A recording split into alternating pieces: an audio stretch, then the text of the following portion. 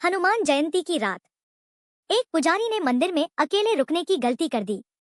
लेकिन आधी रात के बाद जो हुआ वो किसी डरावनी फिल्म से कम नहीं था। क्या सच में भगवान हनुमान उस रात प्रकट होते हैं या फिर कोई अदृश्य शक्ति वहां मौजूद थी? पूरी कहानी देखने के लिए वीडियो देखें। नमस्कार सभी को, हमारे चैनल पर आप सभी का एक बार फिर से स्वागत है। आज हम लोग हनुमान जयंती पर होने वाले रहस्य के बारे में एक कहानी के माध्यम से जानेंगे। यह कहानी है चित्रकूट के एक प्राचीन और रहस्यमयी मंदिर की, जहां हर साल हनुमान जयंती की रात कुछ ऐसा होता था जिसे सुनकर ही रूह कांप जाए। मंदिर जहां रात रुकती नहीं थी। चित्रकूट के घने जंगलों के बीच स्थित यह मंदिर बहुत प्राचीन था। दिन में यहाँ भक्तों की भीड़ रहती, लेकिन जैसे ही सूरज ढलता मंदिर के दरवाजे बंद कर दिए जाते। गांव वाले कहते थे, रात को वहां रुकना मौत को बुलाने जैसा है, क्योंकि आधी रात के बाद वहां कुछ जागता था। पुजारी रामस्वरूप मंदिर का पुजारी था। रामस्वरूप एक सच्चा भक्त जो बचपन से ही भगवान हनुमान की सेवा करता आया था। उसे इन कहानियों पर कभी विश्वास नहीं हुआ। वह हमेशा कहता, जहां हनुमान जी है वहां डर कैसा।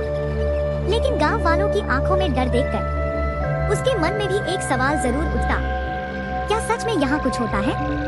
हनुमान जयंती की रात आखिर वह दिन आ ही गया। हनुमान जयंती की रात पूरे मंदिर को दीपकों और फूलों से सजाया गया था। भजन, कीर्तन, जयकारों से वातावरण गूंज रहा था। लेकिन जैसे जैसे रात गहराने लगी, भक्त एक एक करके जाने लगे और अंत में मंदिर में केवल रामस्वरूप रह गया। आधी रात का पहला संकेत। घड़ी ने जैसे ही 12 बजाए, अचानक मंदिर की घंटी अपने आप बज उठी। रामस्वरूप चौंक गया। उसने सोचा, शायद हवा होगी। लेकिन अगले ही पल सारे दीपक एक साथ जोर जोर से हिलने लगे। हवा मंदिर के अंदर तेजी से घूमने लगी, जबकि दरवाजे और खिड़कियां बंद थी। अदृश्य निगाहें रामस्वरूप के शरीर में सिहरन दौड़ गई। उसे महसूस हुआ कोई उसे देख रहा है। वह धीरे धीरे पीछे मुड़ा। कोई नहीं था, लेकिन दीवार पर उसकी परछाई के पीछे एक और परछाई थी जो उसकी नहीं थी।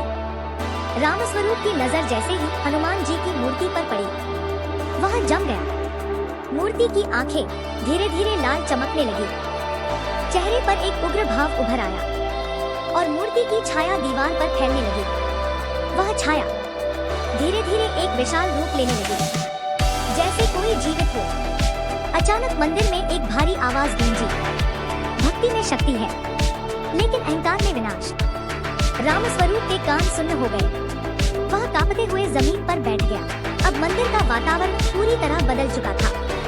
हवा तूफान बन चुकी थी। घंटियां लगातार बज रही थी। दीपक बुझने लगे और फिर रामस्वरूप ने देखा, मूर्ति के पीछे एक विशाल आकृति खड़ी है, हाथ में गदा, आंखों में अग्नि। वह कोई और नहीं बल्कि भगवान हनुमान का उग्र स्वरूप था। अंतिम परीक्षा।